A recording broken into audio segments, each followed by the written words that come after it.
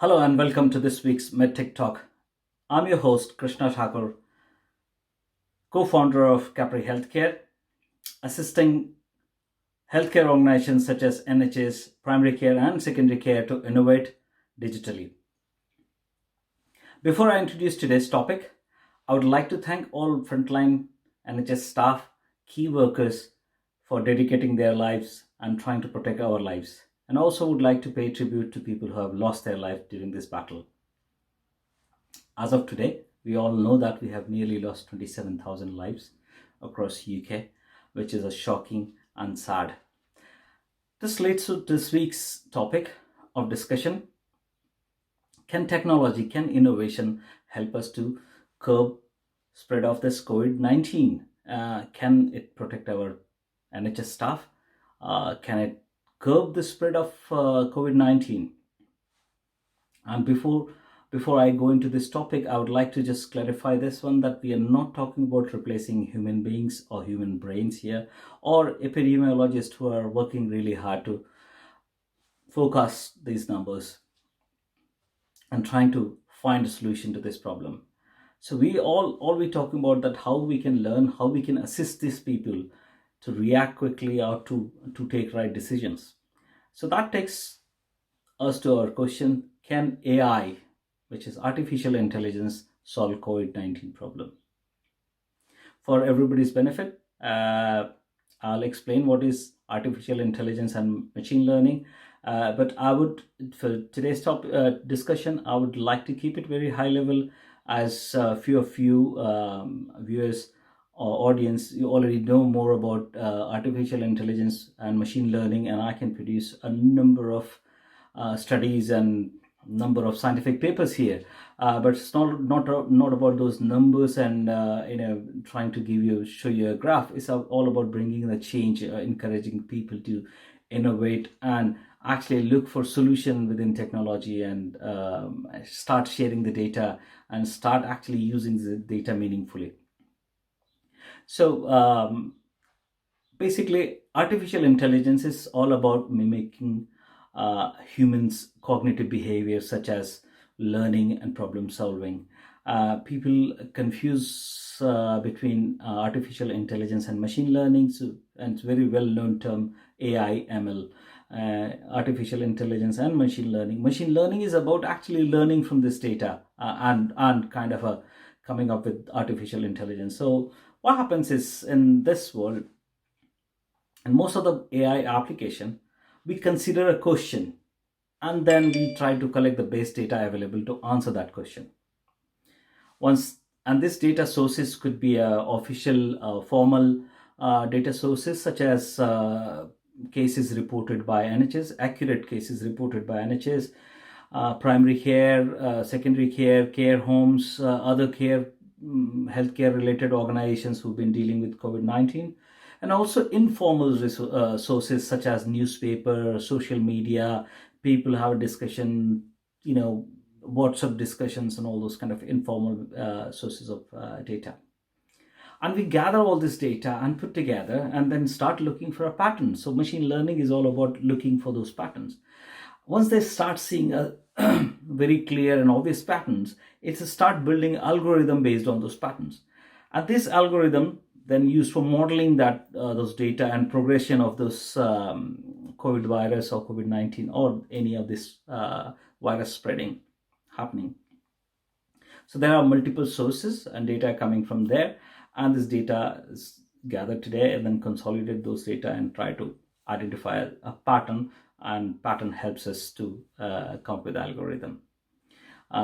In this whole journey, again, I would like to remind that it's a garbage in and garbage out. So if the quality of data is pretty poor, accuracy of your forecast will be poor as well. So it's very, very important that we report data accurately.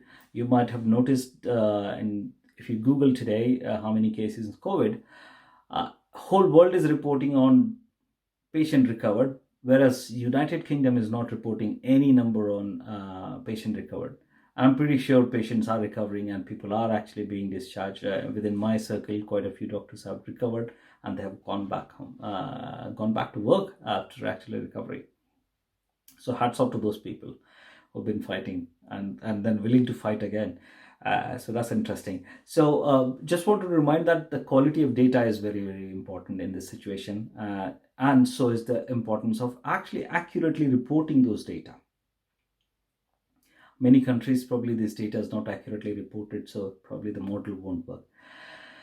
So without going into too much detail about machine learning and artificial intelligence, the value of AI comes into play by reducing your clinicians' time or burden on clinicians.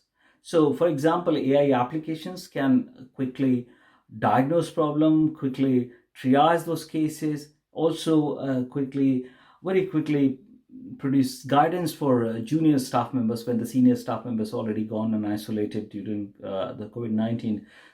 We are trying to train young nurses, young doctors to deal with this problem. And that is where the knowledge, probably they won't have the right knowledge or experience of dealing with this kind of thing.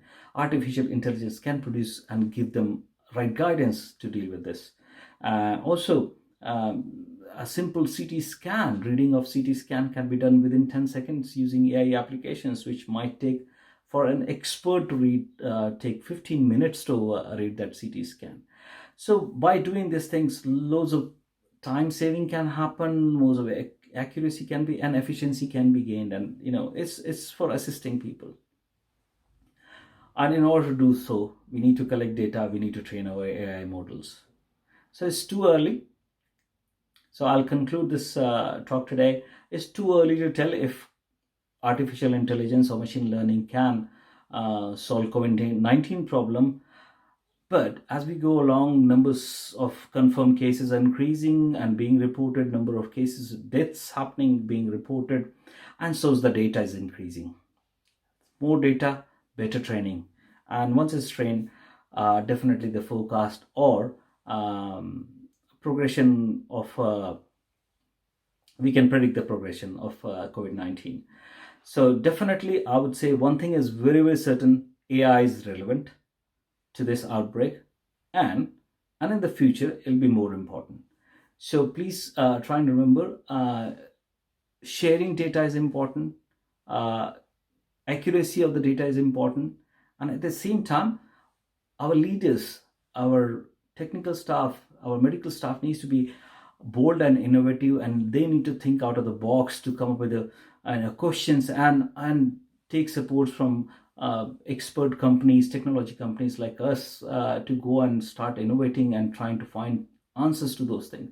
So we need to run this in tandem, in simultaneously, while you're trying to build, we're trying to protect people from COVID-19. At the same time, we need to start building this a clever, intelligent system which can forecast, which can predict the progression. So next time similar kind of a epidemic or pandemic happens, then we will be better prepared, and we will be able to actually answer those questions quickly, and we will be able to take right actions.